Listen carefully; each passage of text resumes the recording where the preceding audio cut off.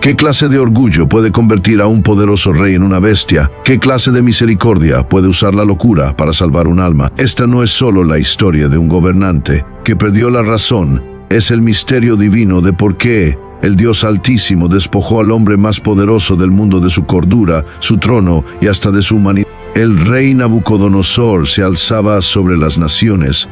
Su palabra moldeaba imperios, pero bajo su corona de oro había un corazón que se negaba a humillarse. Dios hizo lo impensable no para castigarlo, sino para salvarlo del orgullo destructivo que amenazaba su alma. En este viaje del palacio al campo, de la adoración a sí mismo a la rendición total, descubrirás cómo la disciplina de Dios, aunque severa, revela su misericordia incansable y su deseo de restaurar a un hombre antes que dejarlo perdido en su orgullo. Si alguna vez te has preguntado cuánto puede costar el orgullo, o hasta dónde llegará Dios para restaurar un alma rota, quédate conmigo hasta el final. Y no olvides dar like, comentar, suscribirte y compartir este video con alguien que necesite escuchar la verdad. La caída de este antiguo rey podría contener la clave de nuestra propia redención. En la cima de la gloria humana, cuando los reinos temblaban y los gobernantes se inclinaban, el rey Nabucodonosor reinaba como el soberano indiscutible del imperio más magnífico del mundo, Babilonia. Con sus murallas imponentes, templos majestuosos y los legendarios jardines colgantes, se erguía como símbolo de su poder incomparable, extendiéndose desde el Éufrates hasta tierras lejanas donde su nombre inspiraba asombro y sus decretos llevaban el peso de la ley. Y aún así, a la sombra de esa grandeza imponente, Nabucodonosor creía que era invencible, un hombre que había forjado su legado con la fuerza de su propia mano. Ciego a la verdad de que el aliento en sus pulmones y la autoridad sobre su trono le habían sido concedidos por otro, por el Dios Altísimo, quien no lo observaba con envidia ni con ira, sino con intención misericordiosa, viendo no solo a un rey coronado en oro, sino a un corazón hinchado de orgullo, envenenado por la autoexaltación y con compasión divina. Dios eligió no derribarlo de inmediato, sino alcanzar su corazón a través de la revelación y no del castigo, por medio de la gracia antes que del juicio, ofreciendo advertencias antes de la humillación. La primera de estas advertencias vino por medio de un sueño tan vívido, tan perturbador, que estremeció al poderoso rey hasta lo más profundo. Vio una estatua colosal, deslumbrante en esplendor, hecha de metales sucesivos, cabeza de oro, pecho y brazos de plata, vientre y muslos de bronce, piernas de hierro y pies de hierro mezclado con barro, hasta que una piedra, no cortada por mano humana, golpeó la estatua en los pies, haciéndola pedazos y reduciendo toda la imagen a polvo. Y aquella piedra creció hasta convertirse en una montaña que llenó toda la tierra. Y aunque ninguno de los sabios de Babilonia pudo interpretarla, un joven exiliado hebreo llamado Daniel, llevado desde la conquistada Jerusalén, se presentó ante el trono con humildad y claridad, declarando: «Tú, oh rey, eres la cabeza de oro. Pero después de ti vendrán otros reinos, y al final el Dios del cielo establecerá un reino que jamás será destruido». Y a través de esta visión, Dios dejó una verdad absolutamente clara a Nabucodonosor. Aunque poderoso, no era supremo, su reinado pasaría, su trono caería, pero el reino eterno de Dios perduraría para siempre. Aunque conmovido, el rey no fue quebrantado, se inclinó ante Daniel, honró su sabiduría y reconoció al Dios que reveló el secreto, pero no se rindió, y con el paso del tiempo, el eco del sueño se desvaneció y el orgullo regresó con aún más fuerza. Hasta que Nabucodonosor erigió una estatua de oro de 90 codos de altura, unos 27 metros, no como símbolo de una profecía divina, sino como monumento a su propia gloria, y ordenó que todos los pueblos, naciones y lenguas se postraran para adorarla, o enfrentarían la muerte en el fuego. Y entre los que se negaron estaban 3 hebreos, Sadrac, Mesac y Abed-nego, quienes, aunque exiliados, no temían ningún fuego terrenal ni se inclinaban ante imagen alguna, porque su lealtad pertenecía al único Dios verdadero. Lleno de furia, Nabucodonosor ordenó que el horno se calentara 7 veces más, tan intensamente que mató a los mismos soldados que se acercaron, y los 3 hombres fueron atados y arrojados a las llamas. Pero lo que el rey presenció después lo estremeció más que cualquier batalla, sueño o imperio, porque al mirar dentro del fuego, esperando ver cenizas y destrucción, vio a 4 figuras caminando libremente en medio del fuego sin daño alguno y sin estar atadas.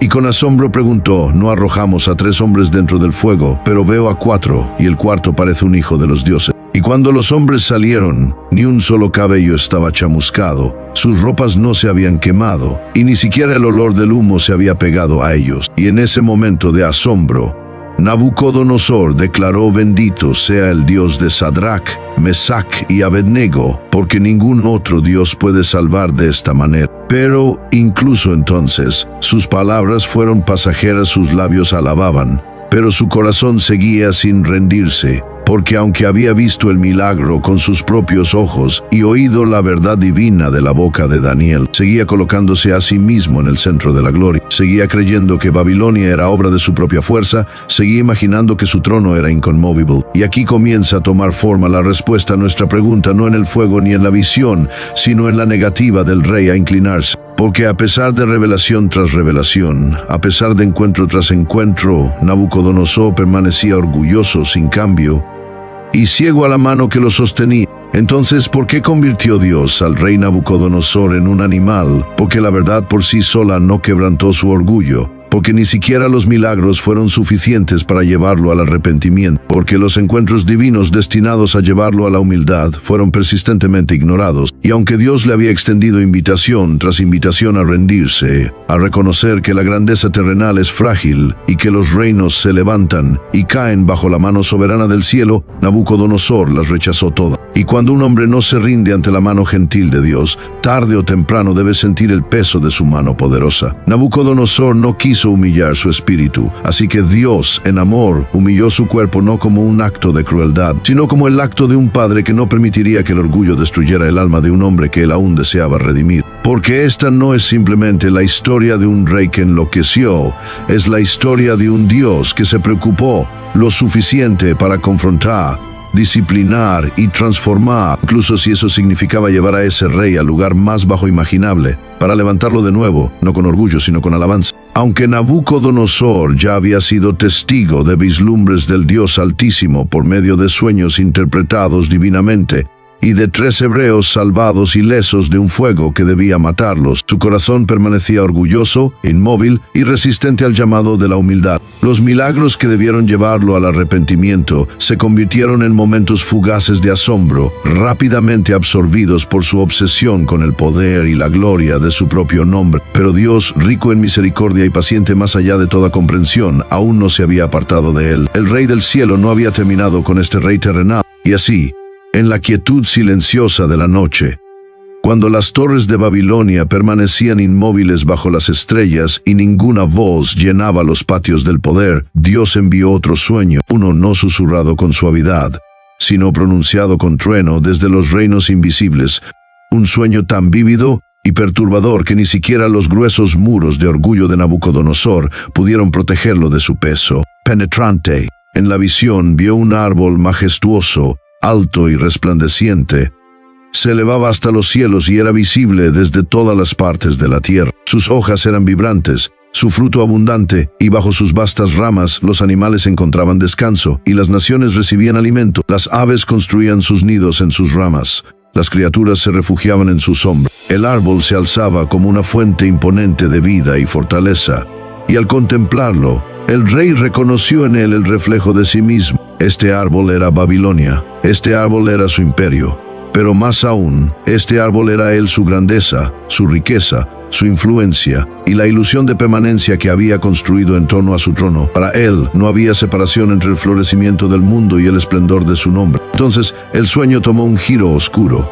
Un mensajero santo enviado desde el cielo descendió con autoridad. Su voz resonó, declarando que el árbol, el reino de Nabucodonosor, debía ser derribado. Su fruto sería esparcido, y las criaturas que una vez hallaron refugio bajo él serían dispersadas. Esto no era una simple poda, no era un llamado a corregir o ajustar. Era un decreto de devastación total. El símbolo imponente de fortaleza caería. Su grandeza sería reducida, y todo lo que dependía de él sería desplazado. Y aún así, en medio de este juicio hubo una pausa, una línea de misericordia escondida dentro de la tormenta, porque el mensajero añadió que el tronco del árbol debía permanecer en la tierra, atado con hierro y bronce entre la hierba del campo, y que su exposición a los elementos marcaría una transformación. Su mente sería cambiada de la de un hombre a la de una bestia, y durante 7 periodos de tiempo estaría empapado con el rocío del cielo.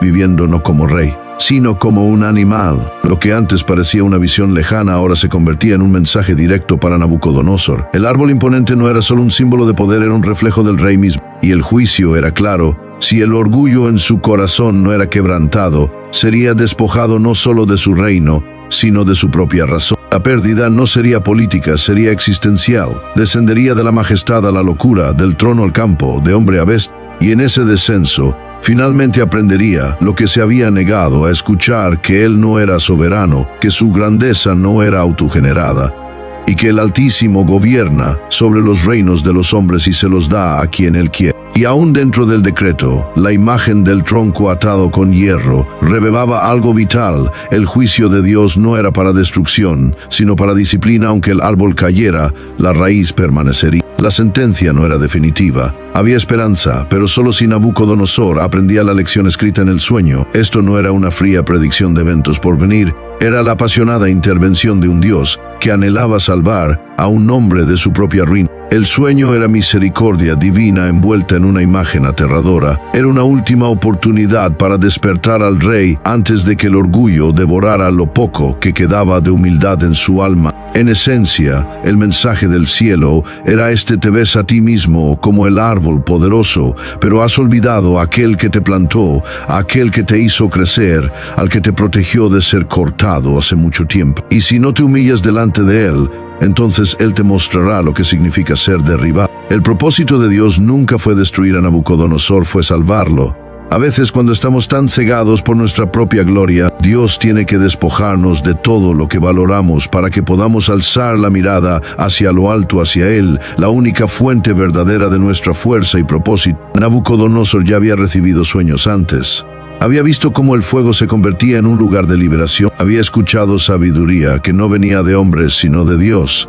Y, sin embargo, nada de eso había atravesado la fortaleza de su orgullo. Así que Dios envió este sueño, no para entretener ni solo para advertir, sino para confrontar. Desnudó toda ilusión, expuso toda arrogancia oculta y puso delante del rey una decisión que ya no podía posponerse. Esto no era simplemente profecía, era una invitación, era misericordia al borde del juicio. Era el último ruego de Dios antes de la tormenta. Pero mientras la visión se desvanecía y la noche daba paso a la mañana, una pregunta aún persistía como un trueno lejano. ¿Se humillaría Nabucodonosor y atendería la advertencia? ¿O ignoraría una vez más la voz del cielo y caminaría de frente hacia la tormenta que se avecinaba? La mañana después de la visión, los salones dorados de Babilonia brillaban bajo el sol, pero una sombra se cernía sobre el palacio del rey. Antes inquebrantable ante la guerra y la conquista, estaba turbado. El sueño lo había traspasado, pero su significado se le escapaba. Así que una vez más mandó llamar a Daniel, el exiliado hebreo que antes había estado entre él y los misterios del cielo. Pero esta vez, Daniel no entró con la osadía de un hombre listo para anunciar gloria, sino con la tristeza de un hombre a punto de proclamar juicio sobre alguien a quien había servido y tal vez incluso llegado a respetar. Había escuchado el sueño y lo entendió de inmediato. No se trataba simplemente de un reino, sino de un hombre, y no de cualquier hombre, sino de Nabucodonosor mismo, un hombre que se encontraba al borde de la disciplina divina. Con el corazón cargado, Daniel no comenzó con la interpretación, sino con un deseo lleno de pesar, diciendo: «Oh, Rey, que este sueño sea para tus enemigos y su significado para los que te aborrecen», aunque tanto él como Nabucodonosor sabían que no era para enemigos, era para el rey. Y entonces vino la verdad: tú, oh Rey, eres el árbol, no como el árbol, no simbólicamente. Tú eres el árbol, la presencia masiva y majestuosa cuya copa llegaba hasta los cielos, cuyo fruto nutría la tierra, cuyas ramas ofrecían refugio tanto a aves como a bestias. El árbol era su reinado glorioso, expansivo e indudablemente poderoso. Su dominio se había extendido sobre las naciones. Su liderazgo había traído estructura, orden e incluso prosperidad. Bajo su autoridad, el mundo había conocido tanto protección como temor. Pero el árbol en todo su esplendor había olvidado sus raíces. Aunque se alzaba hacia los cielos, se negaba a reconocer al Dios del cielo. Esa fue su falla fatal. Nabucodonosor había recibido grandeza de la mano de Dios, y sin embargo la reclamó como suya. Había sido elevado por diseño divino, y sin embargo se sentaba en su trono como si él mismo fuera divino. Su orgullo lo había cegado, y el orgullo ante Dios es la semilla del colapso. La voz de Daniel, aunque reverente, llevaba la gravedad del cielo cuando proclamó el decreto: por causa de tu orgullo, serás apartado de la gente, vivirás con los animales salvajes, comerás hierba como un buey, y perderás la razón durante 7 periodos de tiempo, hasta que reconozcas que el Altísimo es soberano sobre los reinos de los hombres, y que Él los da a quien quiere. Era un juicio aterrador, y sin embargo, dentro de él había un hilo de esperanza. El árbol del sueño no fue desarraigado, aunque fue cortado. El tocón permaneció, atado con hierro y bronce. Ese detalle importaba. El tocón representaba contención, simbolizaba misericordia dentro del juicio, una pausa en lugar de un punto final, una mano divina que detenía la destrucción en favor de la disciplina. La historia no había terminado. El colapso de Nabucodonosor no sería su final si se humillaba. Dios lo estaba preservando, no para condenarlo, sino para corregirlo, no para destruirlo, sino para transformarlo. El simbolismo del sueño era dolorosamente claro. La altura del árbol representaba la visión inflada que Nabucodonosor tenía de sí mismo. Su fruto reflejaba la prosperidad de su reinado. Los animales bajo sus ramas representaban a las naciones que dependían de él. Pero el acto de talarlo revelaba una verdad dura: es Dios, no el hombre, quien determina cuán alto se eleva alguien y cuán lejos puede caer. La banda de hierro y bronce alrededor del tocón señalaba contención, juicio con límites y esperanza que aún no había muerto. Entonces vino el ruego de Daniel, no el consejo calculado de un profeta de la corte, sino la intercesión desesperada de un siervo que veía lo que venía y anhelaba detenerlo. Por tanto, oh rey, dijo, acepta mi consejo, renuncia a tus pecados haciendo lo que es justo, y a tu maldad mostrando compasión con los oprimidos. Quizás entonces tu prosperidad se prolongue. Era el último salvavidas, la última puerta abierta antes de la tormenta. Este no era solo un llamado a la acción, sino a la humildad, una oportunidad para que el rey reconociera que el poder no es un derecho, sino una responsabilidad, y que el trono sobre el cual se sentaba le había sido dado, no ganado. El orgullo es un amo que susurra divinidad en los corazones humanos, convence a los reyes de que son eternos, los ciega ante la misericordia y los ensordece ante la advertencia. Y Nabucodonosor, aunque turbado por el sueño, no se arrepintió. No podía imaginarse cayendo, no podía visualizar la locura, no podía verse a sí mismo arrastrándose por el suelo como un animal. No quiso inclinarse.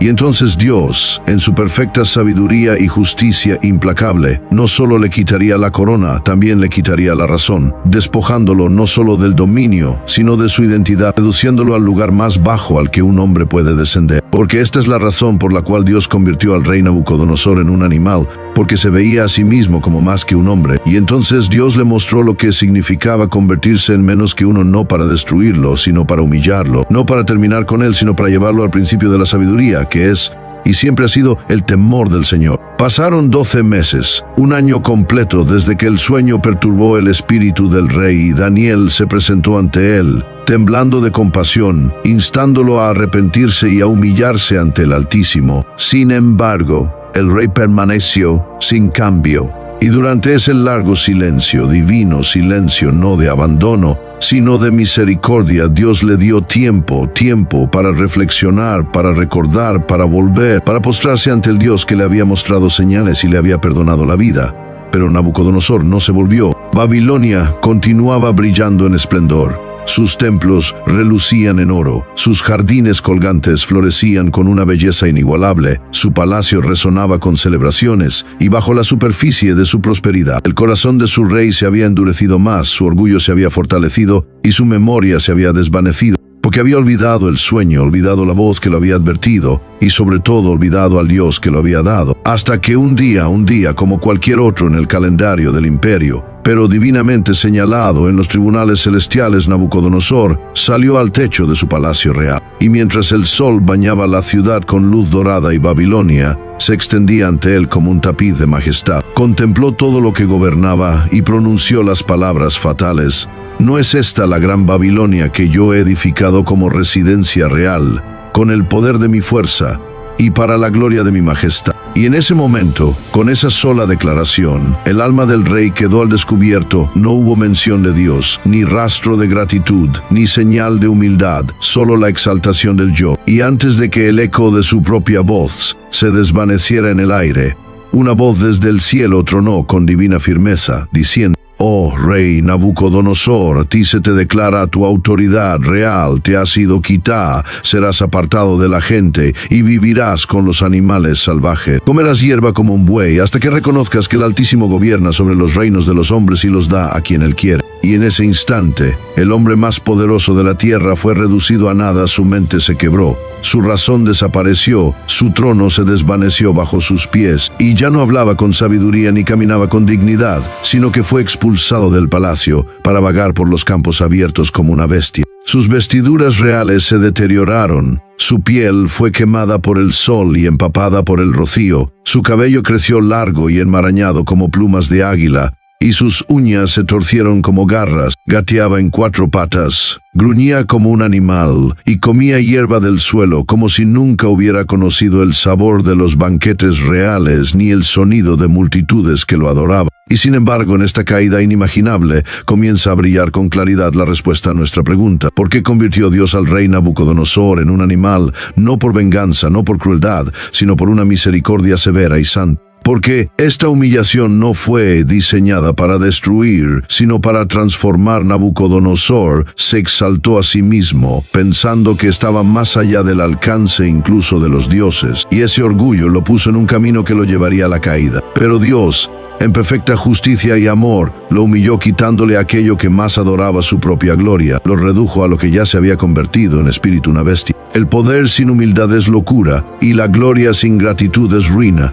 La transformación externa que horrorizó a los hombres reflejaba una realidad interna. Nabucodonosor ya vivía como una bestia, guiado por el ego y ciego a la soberanía de Dios. Así que Dios permitió que su transformación externa reflejara su orgullo interno, no para condenarlo, sino para redimirlo. Ese fue el propósito de la humillación: despertar el corazón del rey, romper el dominio del orgullo, enseñarle a un gobernante de naciones que solo hay un verdadero rey, y declarar a cada generación que el orgullo no tiene lugar ante el trono del Todopoderoso. Porque el colapso de Nabucodonosor no fue solamente una caída personal, sino una advertencia profética para todo corazón que se atreva a exaltarse por encima de Dios, para todo gobernante que olvide que su aliento es prestado, para toda alma que construye una vida sin reverencia. Y al convertir al rey en un animal, Dios no estaba terminando su historia, sino salvándola. Esto no fue castigo, sino disciplina divina impulsada por un amor tan feroz que prefería despojar a un hombre de su dignidad temporalmente antes que dejar que el orgullo lo destruyera para siempre. En un instante, la gloria de Nabucodonosor se desvaneció. Un momento estaba de pie como rey, deleitándose en sus logros. Al siguiente, su mente se desmoronaba. Su reinado, antes imponente, cedió ante la locura. Su razón desapareció y el intelecto brillante que una vez planeó guerras, supervisó imperios y gobernó naciones se desintegró en demencia, mientras el alma que antes se elevaba en autoglorificación era lanzada al polvo del juicio divino. Esto no fue simplemente una caída del poder político, fue el colapso del yo. Un despojo no solo de títulos y vestiduras, sino de la humanidad misma. La transformación que lo invadió no fue solo psicológica, fue física. El hombre que una vez se sentó en un trono de marfil y oro, ahora gateaba en 4 patas por los campos abiertos. Su prestigio anterior había desaparecido. Olvidado por las cortes y despojado de su dignidad, fue dejado sin claridad ni conciencia de sí mismo. Sus vestiduras se desintegraron en la tierra, su piel se ampolló bajo el sol y se enfrió bajo el rocío. Su cabello creció largo, enredado y áspero como plumas de águila, salvaje y enmarañado con el polvo del suelo, y sus uñas se curvaron como garras ya no aptas para pergaminos ni cetros, sino solo para escarbar la tierra en busca de hierba que ahora comía como el ganado. Impulsado no por sabiduría sino por instinto, su discurso real fue reemplazado por gruñidos, su propósito fue tragado por la confusión, y su nombre, su otrora gran nombre, se perdió incluso para sí mismo. El más grande de los reyes se había convertido en una criatura errante, soportando 7 años de silencio. Pero esto no era caos, era un juicio preciso, destinado a refinar, no a destruir. Dios convirtió a Nabucodonosor en un animal para revelar la verdad. Sin Dios, el ser humano no se eleva, se reduce. Su caída exterior refleja las luchas internas que todos enfrentamos con el orgullo.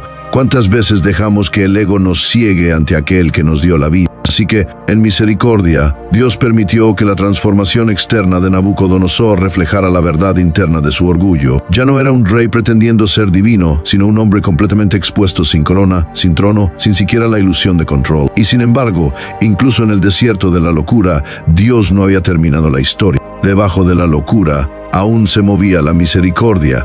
Debajo del juicio permanecía el propósito.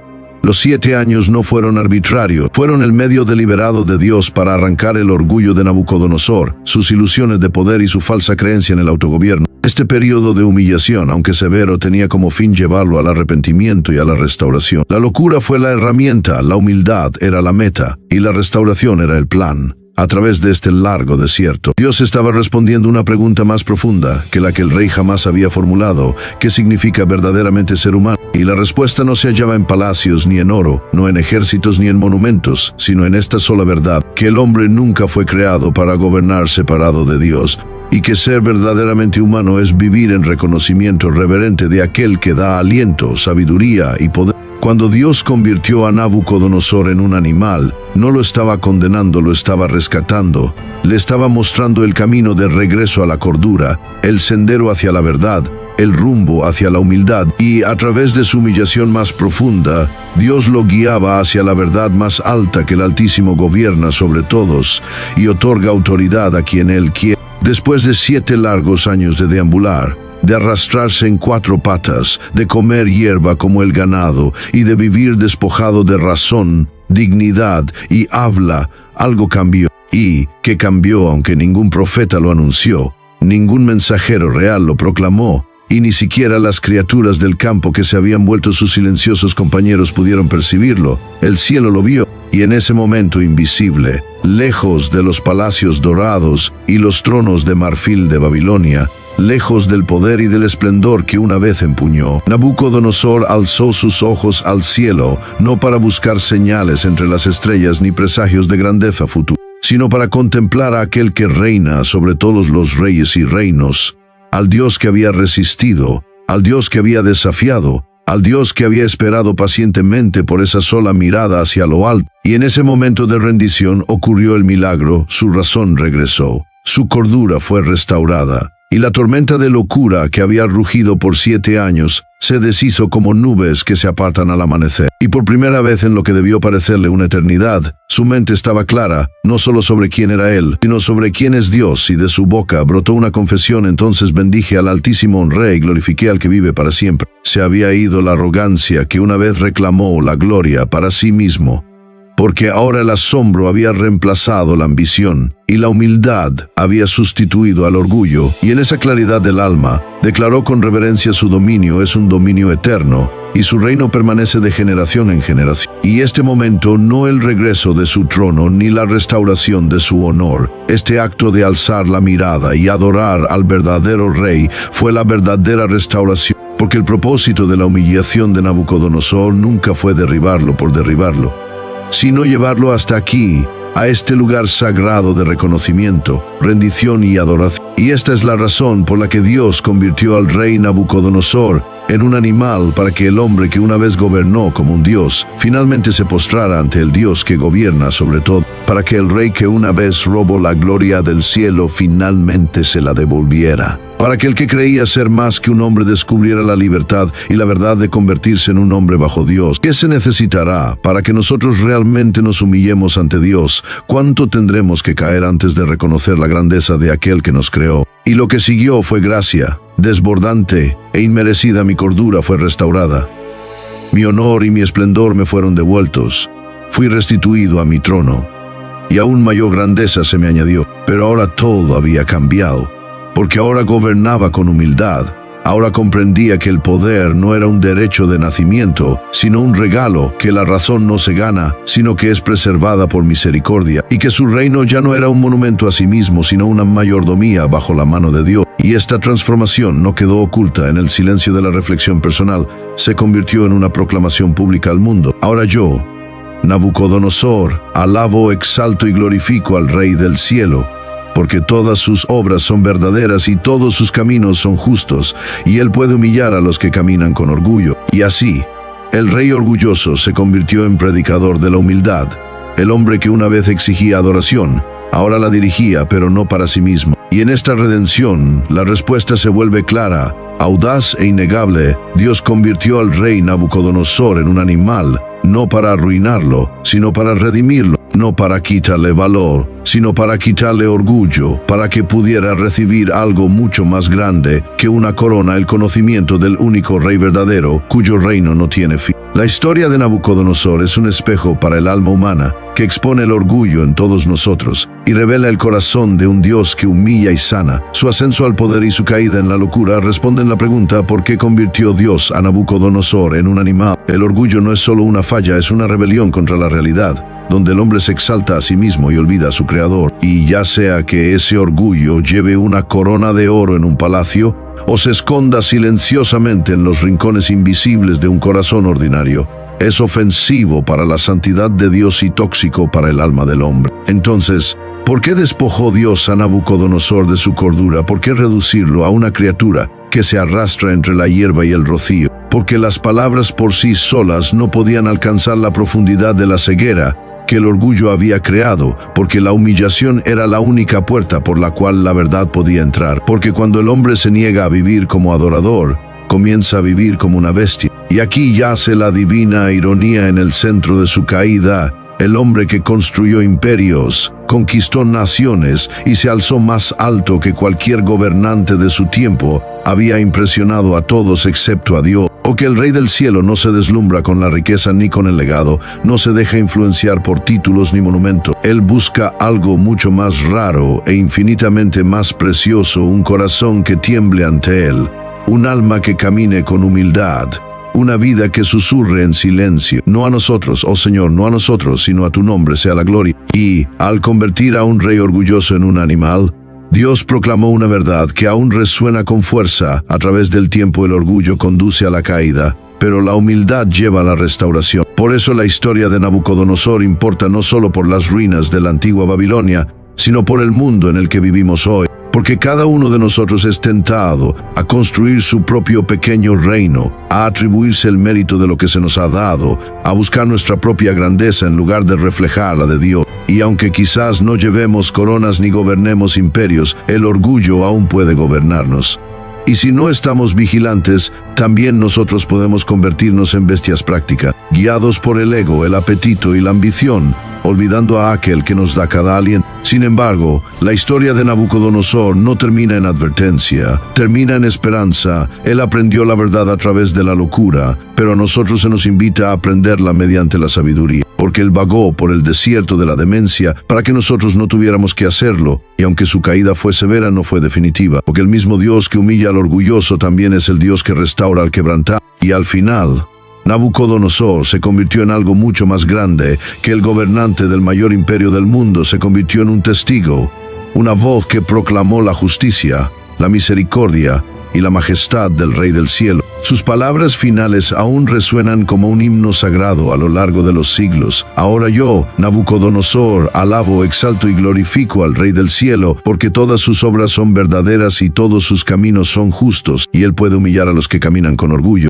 Así que este sea el llamado que trasciende el tiempo y la cultura, alcanzando a cada líder, a cada trabajador, a cada artista, a cada alma. Humíllate delante de Dios, no porque Él sea cruel, sino porque Él es santo, y porque en su misericordia está dispuesto a llegar muy lejos para rescatarnos de nosotros mismos. Al final, esta historia no trata solo de Nabucodonosor ni de las ruinas de Babilonia, trata del Dios que humilla al soberbio, restaura al quebrantado y arranca la ilusión de una gloria autogenerada para que podamos redescubrir la verdad de quiénes somos y quién es Él. Porque Nabucodonosor perdió su trono, pero encontró su alma, perdió su mente, pero descubrió la sabiduría de la adoración. Y su viaje se convierte en una parábola viviente para cada alma, tentada a construir su propio reino apartado del de Dios. Porque el orgullo no siempre lleva una corona, ni se sienta en un trono, puede habitar silenciosamente en cualquier corazón. Y si no estamos atentos, también nosotros podemos convertirnos en bestias prácticas gobernados por el ego, el apetito y la ambición, olvidando a aquel que nos da cada aliento. Pero su historia no termina en desesperanza, sino en esperanza, porque el mismo Dios que humilla también es el Dios que sana. Ahora que has recorrido la transformación de Nabucodonosor, reflexiona sobre tu propia vida, cómo podría estar afectando el orgullo tu camino hoy. ¿Qué pasos puedes dar para rendir tu orgullo y humillarte ante Dios, tal como Nabucodonosor tuvo que hacer? Si esta historia ha hablado a tu corazón, por favor dale me gusta, deja un comentario y compártela con alguien que necesite escuchar la verdad. No olvides suscribirte para más historias que hablan al alma y transforman vidas, porque la verdad aún resuena a través del tiempo. A los que caminan con orgullo, Él puede humillar. Y a cada uno de ustedes que están viendo, gracias desde lo más profundo de mi corazón por acompañarme en este viaje. Que el Rey del Cielo les conceda gracia para caminar con humildad, valentía para buscar la verdad, y paz que solo puede venir de conocer a aquel que reina sobre todo.